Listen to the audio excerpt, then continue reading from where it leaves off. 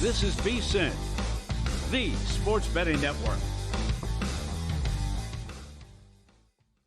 Follow the money. That's what I always say. You always follow the money. Yeah. This is Follow the Money with Mitch Moss and Paulie Howard on VSiN. Here we go. Welcome in. It is Follow the Money on VSiN, the sports betting network. Mitch Moss along with Paulie Howard. We're live in downtown Vegas. Circa Resort and Casino is the spot. Busy, very busy Thursday show coming up. As usual, Paul Charchian, his weekly appearance coming up in 30 minutes. We'll talk about fantasy for this week, player props that he likes tonight and for Sunday as well. Professional, better, Frank B. The timing of him being in studio today could not have worked out better. He's in town for the annual Blackjack Ball. You'll learn more about that coming up in an hour, but also like the perfect guy to talk to about this Rozier and Billups story, which we're going to get into here in a minute. And we will get best bets in soccer from Steve Wiss. So that's coming up a little bit later on in the show. Paulie, this story that dropped much earlier in the morning, it feels like an earthquake that took place. And tremors are still being felt several hours later and from thousands of miles away, because the longer the day goes on, the more we're learning about what took place with both Terry Rozier and Chauncey Billups. And as you tweeted much earlier today, this is right out of a movie. And how about the timing of this now? After the true opening night for the NBA, I think we, like most of us in the sports betting racket, like we've been waiting for the shoe to drop on Terry Rozier now for a while, right? For several months. But nobody saw this coming. The day after the real opening day, along with Chauncey Billups and then Damon Jones as well. And oh, by the way, it's like mafia involved as well. It crosses over 11 different states. Billups is a Hall of Famer. Rozier, Jones bringing up, LeBron's name, potentially Anthony Davis as well, and telling people, go get down on this big time so I can eat as well. Unbelievable day today. And it could not have gone worse for the NBA. Stunned. Yep. Certainly they don't care about what goes on in a poker room in someone's basement, illegal card game.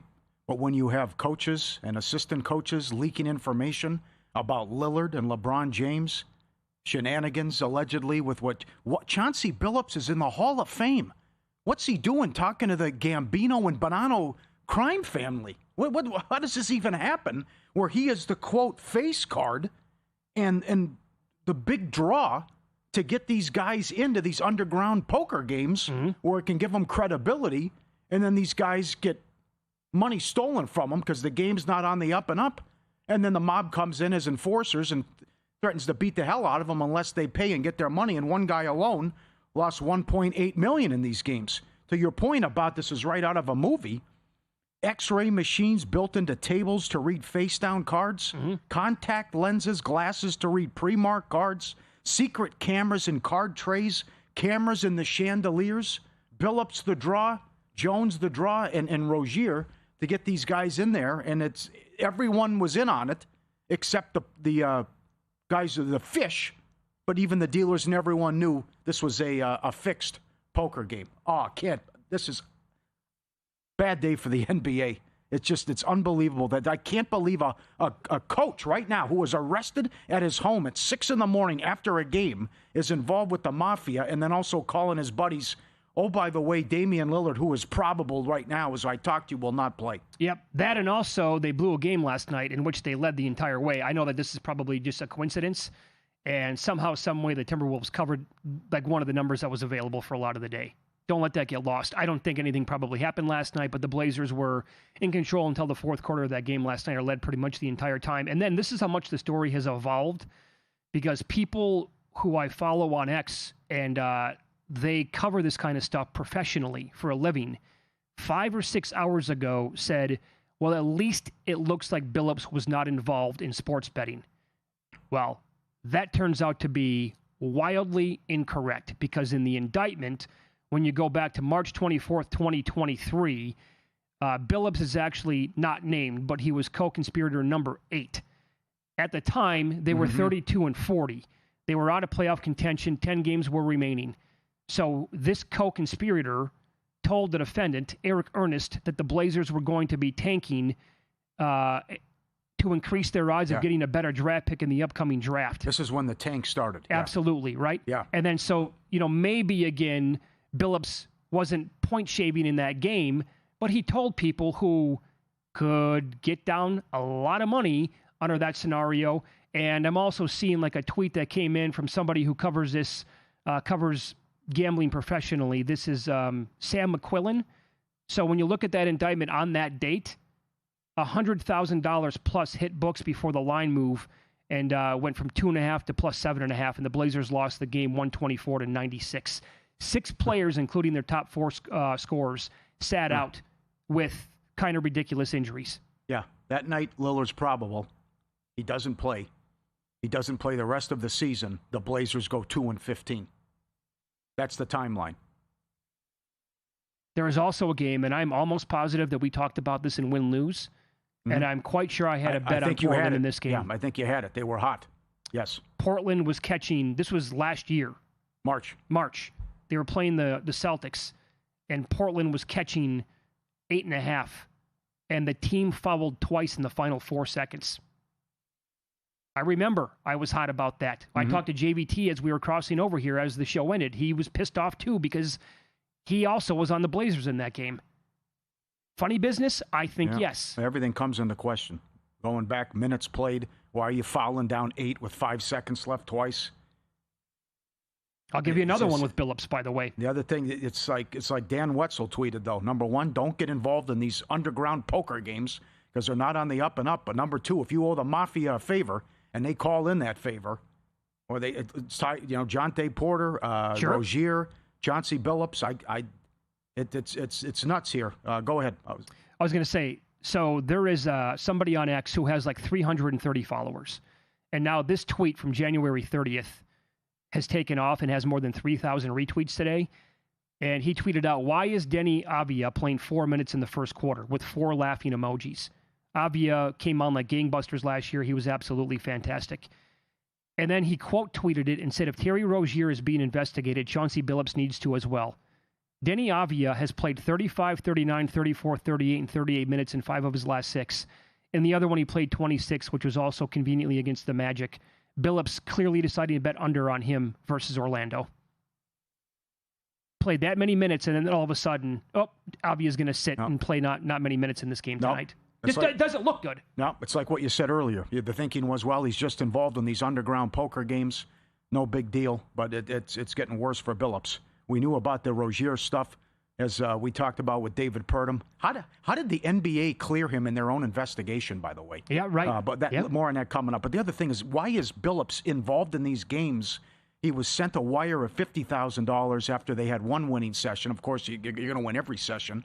The fact that he's involved with the Mafia and he's in these, the face card where these poker games were in the Hamptons, Manhattan, Las Vegas, and Miami.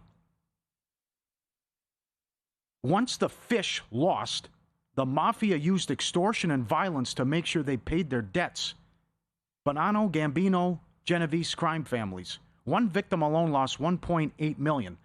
Victims believed they were sitting at a fair table. Instead, they were cheated out of millions. Text messages between the defendants carried out the scheme, showing that one game here in Vegas in April of 2019, Billups was winning so many improbable hands with the help of a rigged shuffling machine that his people organizing this told them, you have to lose at least to make this look good because you're winning every single hand and it looks absolutely ridiculous, which they wouldn't even, at that point it's like, well, a guy has to know. Every bluff he catches me, every hand is... And it's, sure. I just can't believe that this guy... So he wasn't just the face card then. He wasn't just a magnet to get other people to play. Yeah. He was sitting down himself. And then you have Damon Jones. Paulie, one second here. Yeah. That's right out of Rounders.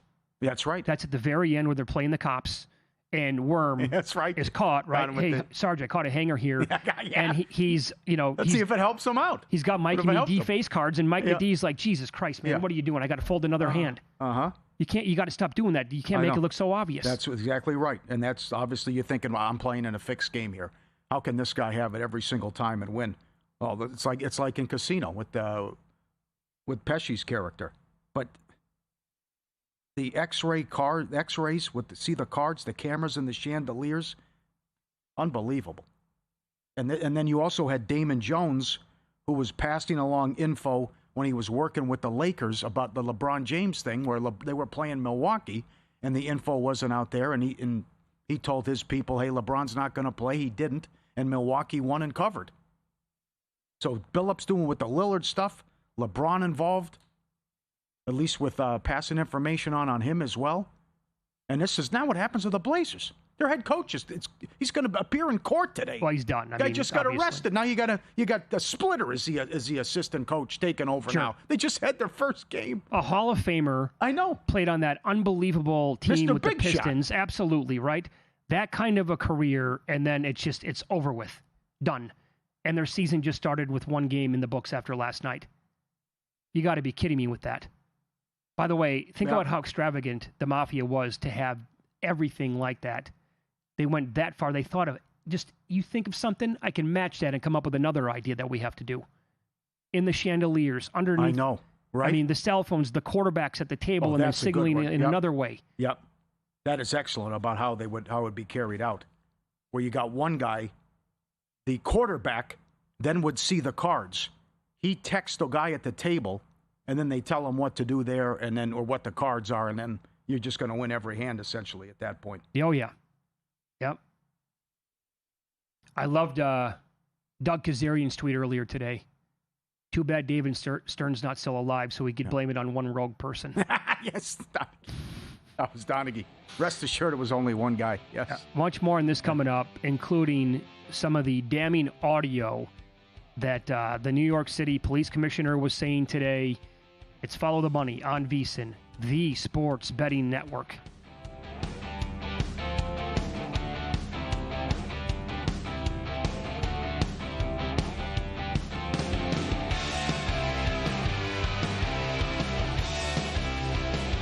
If you're serious about football betting, VSiN's got your weekend game plan. Fridays at 7 p.m., it's the Circa Friday Football Invitational. Saturday morning, VSiN's college football tailgate show at 9 a.m., breaking down matchups, props, and big-time bets. Later that night, join the football contest show as the sharpest betting minds give you their picks for Sunday's game. And Sunday at 9 a.m., lock in with Mitch and Paulie on VSiN's Pro Football Tailgate Show. Your final stop before kickoff. Check out the full lineup at VSiN.com and join us on the Sports Betting Network.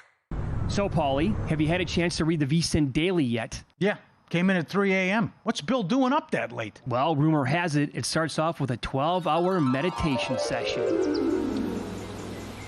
Then he just pours himself over film and live TV, really focusing and taking it all in. Bill's in with the biggest insiders, talking trade secrets, strategies, the whole nine, absorbing the info. And then and only then can the writing process begin.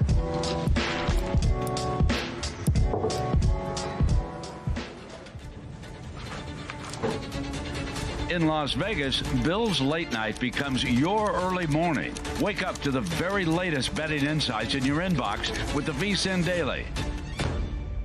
Sign up for free at vsin.com/newsletter. Hi, everybody. Jensen Lewis here, co-host of VSiN By the Books with my man Dave Ross. Tune in to us tomorrow as we recap Thursday Night Football. We'll preview Game 1 of the World Series, as well as a jam-packed weekend, not only in pro football, but college football and the UFC. We're joined, as always, by an all-star lineup of guests: Warren Sharp, Lou Finocchiaro, Nick Whalen, and Thomas Cable. VSiN By the Books, 7 to 10 a.m. Eastern on Friday on VSiN, the Sports Betting Network.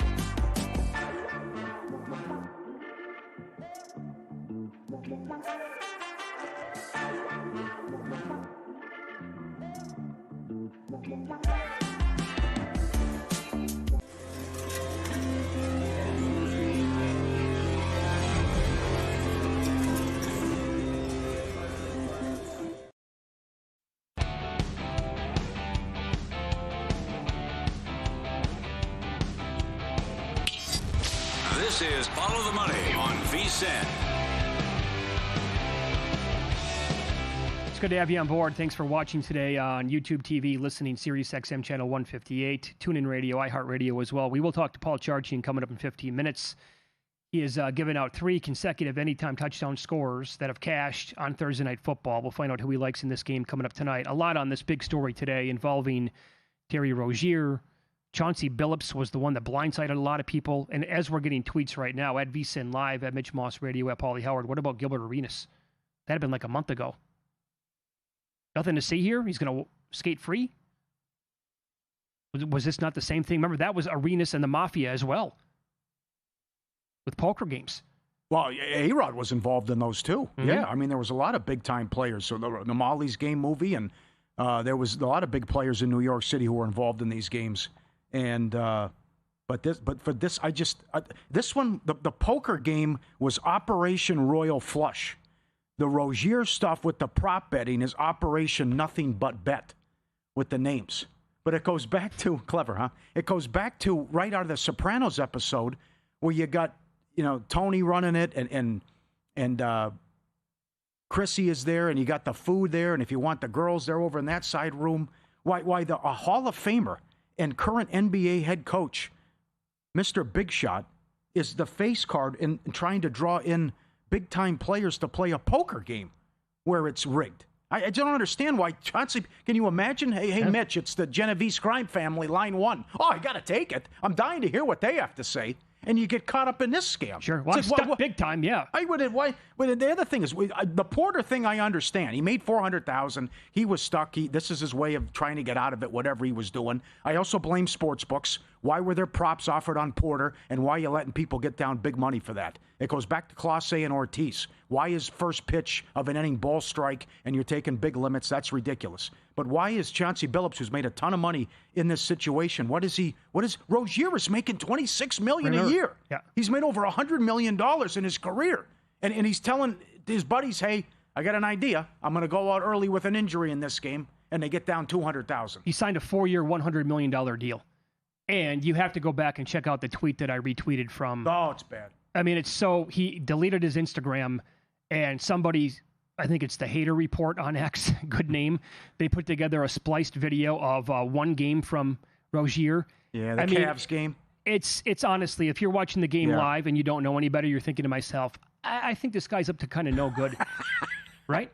Air balls, ridiculous turnovers. It looked like me out there if I put the shoes on and went out. Right. So this is earlier today, New York City Police Commissioner Jessica Tisch on the Rozier incident, and listen to how much money was involved here. One example occurred on March 23rd, 2023 in Charlotte. Terry Rozier, an NBA player now with the Miami Heat, but at the time playing for the Hornets, allegedly let others close to him know that he planned to leave the game early with a supposed injury. Using that information, members of the group placed more than $200,000 in wagers on his under statistics. Rozier exited the game after just 9 minutes, and those bets paid out, generating tens of thousands of dollars in profit. The proceeds were later delivered to his home, where the group counted their cash. Are we serious? They went back to his home and they were counting the cash? They have that? They know that for sure?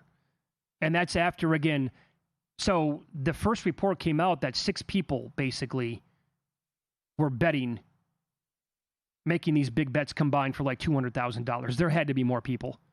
Or, like you were saying, because we did hear that sports books are, quote, the victim here. Are they? Yes, that's what they said today. Are they? And by the way, was it like legal sports books? How much of this was offshore? Because, I mean, I don't know about you, but I can't stand it when I spin and spin and spin when I try to get a couple $100 on a player prop. And then it's rejected and I'm offered $4.17. So that happens to everybody. They were able to get down $200,000 in all unders, and the books are like, no problem here because of what VIP players that they have, because they've lost a lot of money, and they're like, okay, we'll give you whatever you want. I wouldn't say, I would say it's the poor people who thought they were going into a poker game that was legitimate. They're the victims. I mean, everyone knows it was the fish thought it was on the up and up, and everyone in that room knew it was dirty and what was going on. You're right about how sophisticated it was, too. About they thought of everything. And then you had an off-site operator sent the info back to the person on a cell phone at the table who was the quarterback and would signal the info they received to others at the table. And with the poker chip tray analyzers, this is right out of a James Bond movie. The special contact lenses, glasses to read the cards, X-ray tables that could read the cards face down. I mean, this is so elaborate, and it's just, I can't believe Chauncey Billups is in that room in the face guard. I can't believe it. What are you doing? You're in a Hall of Fame. You're coaching the Portland Trail Blazers. How did it get to this point? How many times did you have to read it today before you're like, wait, what, Chauncey Billups? Yeah, and it's just getting worse. You're right. I can't understand. What, him? Really? Yes. And then to think you're picking up the phone to all these people, and Lillard's out tonight. Lillard's not playing, and it got to that point. Sure. Guys, can we fire up that audio on the U.S. Attorney talking about Billups and Jones in the poker scheme to give yeah, here you go. This is Joseph Nocella talking about that exact thing earlier today. Beginning as early as 2019, the defendants in this case orchestrated a scheme to use wireless cheating technology to run rigged poker games across the United States, including in the Hamptons, Las Vegas, Miami, and Manhattan. The scheme targeted victims known as, quote, fish, who were often lured to participate in these rigged games by the chance to play alongside former professional athletes who were known as, quote, face cards. The so-called face cards included the defendant Chauncey Billups, who at the time of the scheme was a former NBA player and is currently the head coach of the Portland Trail Blazers, and also Damon Jones, a former NBA player and coach. Can you imagine getting that validation today if you were in that room and you lost all that money? Yeah. It happened to Mike Matusow. He'd be great on this. And also Helmuth. It was that, what's the guy's name? Rex, whatever. I forgot his name. Ultimate Bet, whatever the scandal was on poker, that they could see the hole cards. And it ruined Matusow. It killed his confidence.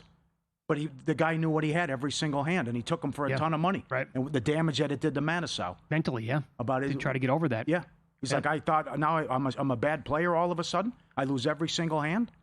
Something's not right. And what it did to his confidence and his game and his mental, everything upstairs. And it's like, yeah, he was, the guy was cheating, and Matusow didn't know it. Let's hear one more time from the U.S. Attorney earlier today as he rattled off some of the teams in the NBA. I think we have this one where he gets the name wrong of a team. Well, anyway, so I'll just tell you, he was rattling off like 4 or 5 different NBA teams, and he called them the Toronto Rangers. Okay. I was like, you know what? Okay. I've lost a lot of money. I think they maybe misspelled the name. Can I get my money back on that? I thought I was betting the Toronto Raptors. No, it's the Rangers. What the hell's going on here? Yeah. Well, the Roziers, no surprise. Again, I don't understand how the NBA did their own investigation and cleared the guy. How is that possible? They also had his cell phone. Yeah, I know. But then all the digging here and what Rozier has done, and just you knew it was fishy what he did. And it came out that it was true that he was tipping off his buddies. I'm going to leave this game with an injury, bet the under.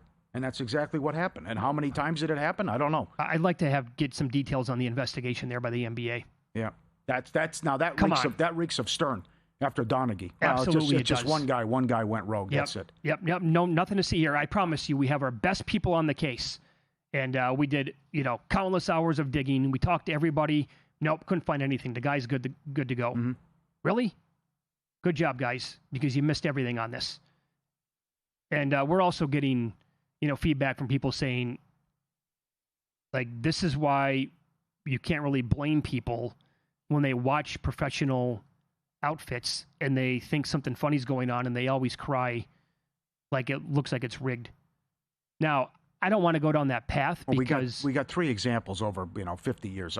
College, yes, I expect that to happen. Right. But pro, I just think it's the Porter thing, Rozier, and this, and I will say it's interesting to see what happens from here now. Do they just eliminate unders on props? Sure. Well, some states do that. Right. But it comes back to limits too, I think. and what you hit on it earlier. That's outrageous. Why could these guys win millions, $1 million or six figures on Jonte Porter, a guy never heard of until the incident? Exactly right. I know this right? one here, $200,000 plus on, again, how many people? If it's only 6, I doubt that number's accurate. Come on. You can't allow that to happen. Yeah. And this stuff is too easy to manipulate, too. It also reminds me of the guy last week. Sorry to cut you off. Jared Goff, 5,000 anytime, first touchdown scorer of the game. Clearly, the guy had some information, but how is he allowed to get 5,000 on a first touchdown score, especially at 90-1? Fantasy Football Hall of Famer Paul Charchian on the program coming up next. 6 teams featuring a lot of important players on bye this week. Who could we still find on the waiver wire to fill the void?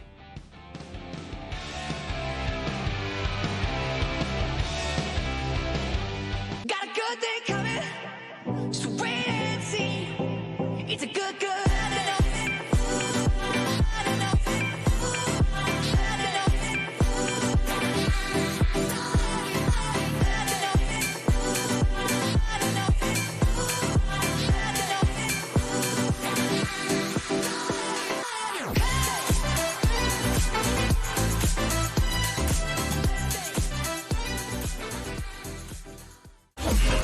The NBA betting season is tipping off, and VSiN's got you covered with our brand new NBA betting guide.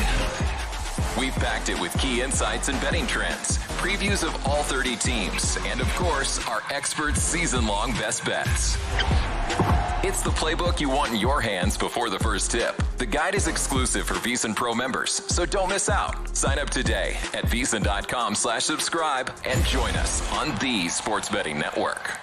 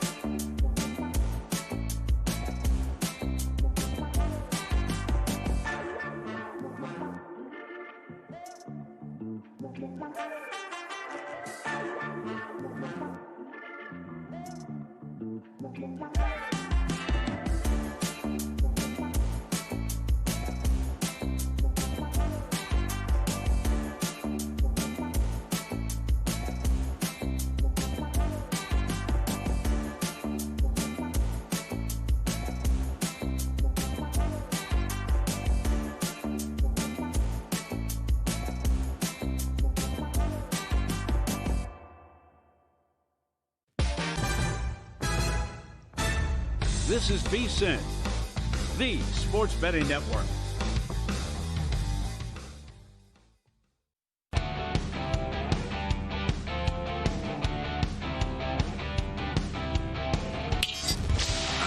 is Follow the Money on VSiN. VSiN Pro subscribers have exclusive access to our new AI player prop projections powered by OptAI, the same trusted brand behind elite soccer analytics in the UK, data-driven projections for quarterbacks, wide receivers, and running backs. And with the NBA season underway, VSiN offering a limited-time free preview of our new NBA player prop projections. It's awesome, phenomenal. Check them out, VSiN.com/NFL props. Big Thursday night game coming up, VSiN.com/NFL props. And thanks to Tom Collins, Russ Hamilton was the poker guy who got Mattisau good and was very good. Could see hole cards, cheated him. Yeah, I promise we're going to get back to that story, the Rozier, Billups, Damon Jones story, several times over the next 2.5 hours on this program. But there is a Thursday night football game to get to, and also a huge week in fantasy as Fantasy Football Hall of Famer Paul Charchian makes his weekly appearance now on the Progressive Guest Line. Charch, good afternoon. Pleasure to talk to you as always. I remember in a couple of drafts that I had this year, I kept drafting, which at the time I'm like, oh, I'm going to have a great team. And then I kept looking, I'm like, wait, that's another player on a week 8 bye. And that's another player on a week 8 bye. I'm like, well, I'm just going to suck it up. Yes. I'll have a bad week 8. Here we are. It's week 8. I don't want to face the consequences of my draft. So I'm a little bit stuck, as are a lot of people, right? But so with so many teams being on a bye featuring a ton of important fantasy players, like, is there anybody out there right now that we should be streaming this week? Well, it's hard. You got all the injuries, you got all the bye weeks, so there's not a ton of options. But I'll give you a player at each position that I think you could use. You're really in a pinch, a quarterback, really in a pinch. Justin Fields has been a top 7 quarterback in all but one of his full games. If he is the starter for the Jets against the Bengals, he just runs you to fantasy victory, even though he's not good. And especially if Tyrod Taylor can't play, so they can't bench Fields at some point during the game, you could go there against the Bengals. That's an option. The Bears, Kyle Monangai, coming off a breakout game last week in which he had 15 touches, and they're starting to use him in a way that reminds me of David Montgomery. For Ben Johnson, starting to get to a stage where he's putting together his 1-2 punch guys. He had a 39% touch rate, which is the highest for Kyle Monangai's, by a mile for his career. And DeAndre Swift has got a groin injury at the moment, and it looks like he's going to go, but they're building this 1-2 punch here, and this could be an opportunity. Baltimore Ravens run defense have been terrible all season long, so Kyle Monangai might be a guy you could pick up. And the last 2 guys I'm going to mention, Troy Franklin, Marvin Mims, available in roughly 50 and 70% of leagues, respectively, going up against the Dallas secondary. They've allowed the most fantasy points to wide receivers. So those are some deep dive guys that you could try to pick up off the waiver wire. Okay. Is this real with Bo Nix from a fantasy standpoint? He just posted the highest scoring fantasy game of any quarterback this year, almost all in the fourth quarter, as you guys know. And by the way, about that game, the part of the game, and it's been analyzed a lot, people breaking it down lots of different ways. How could the Giants possibly do this? How did the Broncos come back? Nobody talking enough about what a terrible decision by Brian Daboll when he was up 19-0 to go for 2. Why? Just take the extra point. Now, granted, his kicker, he's got a replacement kicker, but still, I didn't understand it at the time, and I still don't understand it now. Well, he missed 2, I can understand if you're. Yeah, he missed. Now at that point, he hadn't missed 2. He'd only missed 1 at that point, and maybe he just knew that his kicker was that bad. But still, I just think that was an inexplicable decision. If you're down by 19, I could see it more easily. But if you're up by 19, I don't see how you take points off the board. But this week, Bo Nix is not going to have a regression against Dallas. Think about this.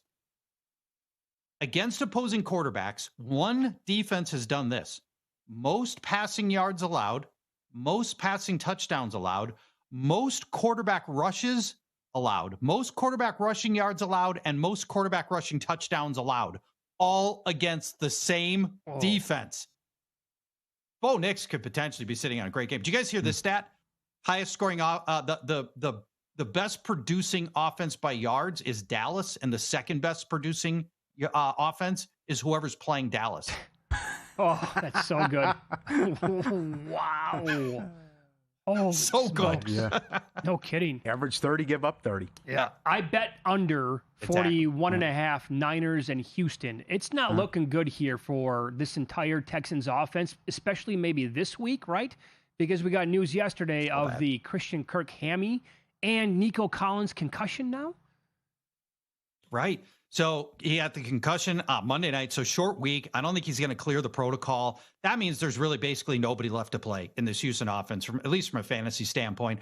Most of the problem with Houston falls on this awful offensive line that ranks 29th in pass block win rate, 28th in run block win rate. And there's one guy who's just not getting enough heat in my mind, Houston GM Nick Caserio, who 3 years ago, he gets a historic rookie season from CJ Stroud. Right? You finally get what every general manager is trying to do. Get your young franchise quarterback on his rookie deal and be able to just sit back for 10 years and enjoy the fruits of your great rookie quarterback. Never bothered to protect him. Gave him terrible production. He traded away Laramie Tunsil, who granted was overpaid and didn't produce that well, but he's better than anybody on the line right now. It's terrible. The runners, Nick Chubb, Woody Marks, have nowhere to go with the ball. Christian Kirk, you mentioned, not playing. And if Nico Collins is out, it's all over for them. I can't start any Houston Texans given how things are shaping up there. And guys, for all the talking we've done about this strata of bad teams in the NFL, right? Like the Jets and Houston, like Tennessee, Las Vegas, Cleveland. Houston's right here in this mix. Their defense is good, but this offense is so bad they are candidates to lose every week. Okay. How about what's going on in Chicago? Is this running game real with Swift and what they've done the last couple of weeks? I think it is. I love what Ben Johnson's building. Easy to say, they won 4 in a row, right? So, it looks like it's all offense and defense, by the way. And they're going to get Jalen Johnson back. I mean, he's defense's best player is going to be coming back for the first time this year within a week or two. So things are starting to come together there. What I really like, I already mentioned earlier, love that he's putting together Monangai, Swift. That's starting to work. The offensive line's blocking has been fantastic. Remember, they had the most improved offensive line, or it looked like it would be coming in to the into the season from last year. And the offensive line for the Bears has just been fantastic. And it's all starting to come together for the Bears right now in a way that is going to make them, honestly, over the past month, they've looked as good as any team in NFC North, and I include the Lions with that. Wow, and better than the Packers and Vikings. Yep. Paul Charchian, our guest, Fantasy Football Hall of Famer. Website is guillotineleagues.com. What are your thoughts on Alvin Kamara at this point? And Kendre Miller is now out for the year. Devin Neal is the guy that I have circled as someone maybe I should be picking up this week. Correct. Yep, he is a pickup this week for sure. Devin Neal's a really fun stash because I think he's going to get his time. Okay, and first of all, I'm not shoveling dirt on Kamara's grave, right? But eye test says he doesn't look like the same guy. I'm watching this last month of games, like this is not the Alvin Kamara I know. But now let's put some metrics against it. Hasn't topped 70 rushing yards all year. Hasn't scored since week 1. Kamara, over the past 5 weeks, averaging barely 3 yards per carry and 29th in yards after contact. I mean, we can all remember highlight plays with Alvin Kamara shredding dudes. And also disappointing is one of the league's best dual threat runners. He's getting just 18 receiving yards per game. That's not the Alvin Kamara that we know. And I'm not saying Kamara's never going to have another good game, but the schedule's tough. He doesn't look like the same guy. Alvin Kamara, from a fantasy standpoint, is not an automatic start anymore. Devin Neal may find himself in a position, and this is the rookie from Kansas, who's basically their whole offense. Amazing footwork, can make guys miss, doesn't have the straight line speed that Kamara's got, but he's got the receiving chops, so he can walk into a lot of those third down opportunities. We saw Kamara yielding time to Kendre Miller. Now I think he's going to start yielding time to Devin Neal. And there's a scenario here where just time is caught up to Kamara. I don't think he's going to get traded, but maybe does. Just go get Devin Neal, and let's play this thing out for a few weeks and see if Devin Neal doesn't end up making an impact here. Love it. You're going to hang around for one more segment, but we can sneak this in, I think. Should we all be high, either picking him up if he's available, playing him this week, and looking to bet Mason Taylor props rookie tight end for the Jets? Yes, this is an amazing opportunity. The Bengals have allowed, get this, the most receiving yards to tight ends and 9 touchdowns to the position already. Most teams don't give up 9 touchdowns to tight ends all year long. The fact the Bengals have done this already is staggering ineptitude. And what we've seen over the years is this is a defensive scheme that's hard to course correct in season. Teams that are bad, really bad against tight ends usually stay that way. It's a fantastic opportunity for Mason Taylor, who, keep in mind, especially if Garrett Wilson doesn't play, he may not play. This passing offense might go through the rookie for the Jets. Great point. Yeah, those 9 touchdowns, 3 more than the next team in the league. That's incredible. And we have more with Paul Charchian coming up next. He's given out 3 straight anytime touchdown scores for Thursday Night Football. Find out which player he likes tonight. Chargers hosting the Vikings next here on VSiN.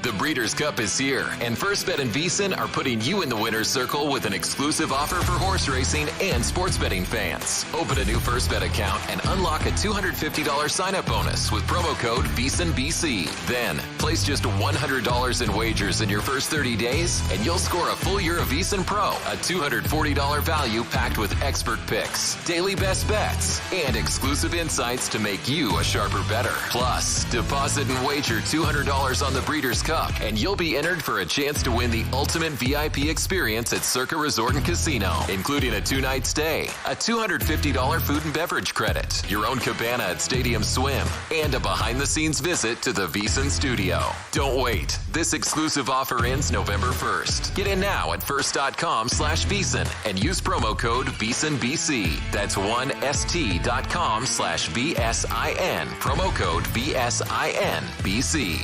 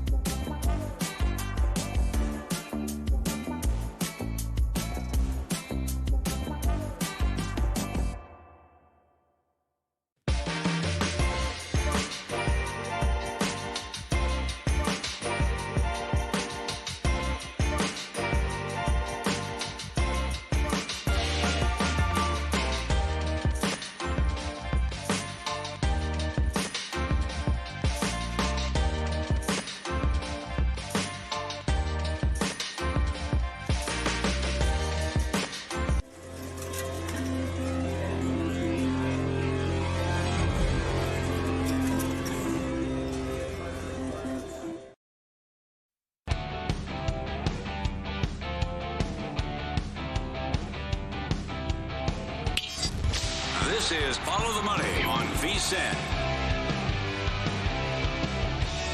We continue talking National Football League. Did player props, did fantasy actually in the first segment with Paul Charchian, Fantasy Football Hall of Famer, GuillotineLeagues.com.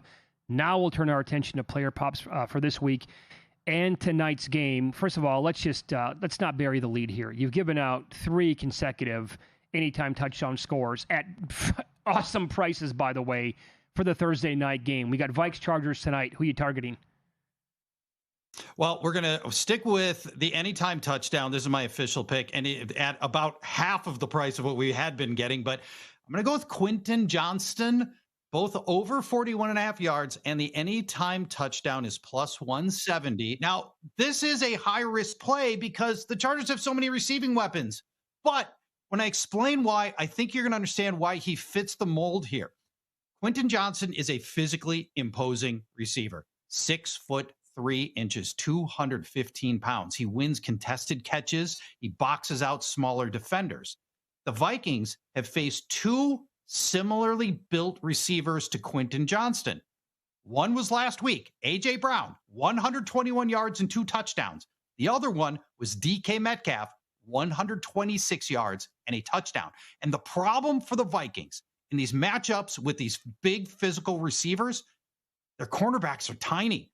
They've got Byron Murphy at 5'11", 190 pounds, and Isaiah Rodgers at 5'10", 170 pounds. Johnson can win those one-on-one battles just with his size.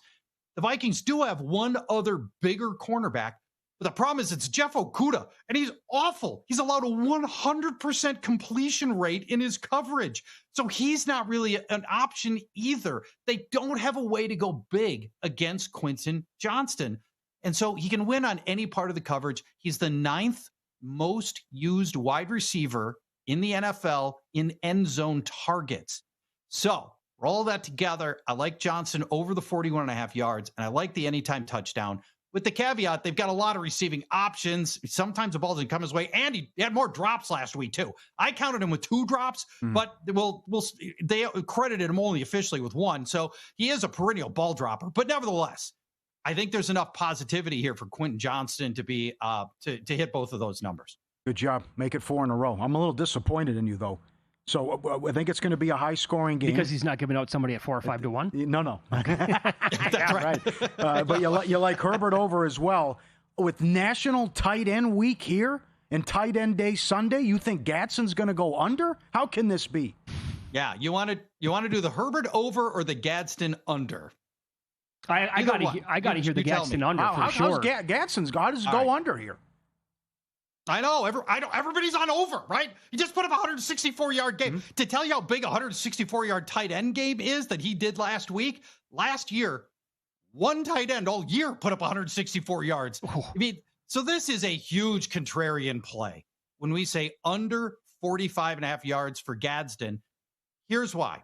Vikings defense does some things really well. Tight end, covering the tight end is one of them. Only one tight end has topped this line, 45.5 yards all season long. And the Vikings are getting back a key player for tight end coverage assignments, Blake Cashman. Cashman missed weeks 2 through 6 with injury. Now he's healthy. What happened in week 1 and week 7? Tight ends did nothing. Cole Kmet was the leading receiver in week 1 with 31 yards. Last week, Dallas Goedert had 18 yards. That's it. Cashman's really good against tight ends. There are just better, easier matchups that are going to be on the field for Justin Herbert, including all 3 of his wideouts who have better matchups. So I'm fading Gadsden. And this classic had the blow-up game. Everybody's on him now. So I'm going the other direction in a contrarian play. Damn you.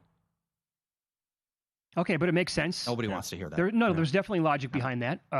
So then, blanket. Okay, you like that under, though, but because of what you just said, you think Justin Herbert's still going to have a great game. I do. Over 250 passing yards. I think it's 250.5. And over 22.5 completions, by the way. Both of those are in play here. There's a chance the Vikings pass defense, which is highly ranked on paper, is just a paper tiger. Until last week, the Vikings had faced these quarterbacks: Caleb Williams, Michael Penix in his 5th ever start, Jake Browning, Aaron Rodgers, Dylan Gabriel. The last week, They play one of only two proven passers, Jalen Hurts, and he toys with the Vikings and throws 4 incompletions in the entire game. Aaron Rodgers, the only other proven quarterback to face the Vikings, had just 4 incompletions in his game either. It's one thing for Brian Flores, defensive coordinator for the Vikings, to scramble the brains of Dylan Gabriel in his first ever start, or Jake Browning with exotic pre-snap looks. But trying to do that to established veteran quarterbacks who've seen it a lot of times, like Justin Herbert's a very different story. There's nothing he's nothing he hasn't seen before. And really important to this, Joe Alt likely comes back at tackle. That's a huge, huge upgrade for the passing game and the totality of this Chargers offense. Herbert has topped 38 pass attempts in 4 of the last 5 games. And if Herbert's going to throw 38 plus times tonight, that puts the 250 yards and the 22 completions very much in play against the Vikings. I'm not sure. Now, I am a jaded Vikings fan, lifelong, and maybe I'm just feeling a little extra bitter coming off a bad game last week. But I can't tell you where this defense really lies when you see what they've done against good passers this year, because it hasn't been good. When's McCarthy going to play? Yeah, I know, right? Maybe next week. There's, the Vikings have brought this on themselves. The kid obviously had a setback on the ankle. Just say he had a setback. Why, instead of giving us the shifting timelines, and they originally told us it was going to be after the bye, that didn't happen last week. They could have avoided all of this soft benching talk with J.J. McCarthy, and they're putting that on that kid needlessly. I think this has been a mistake.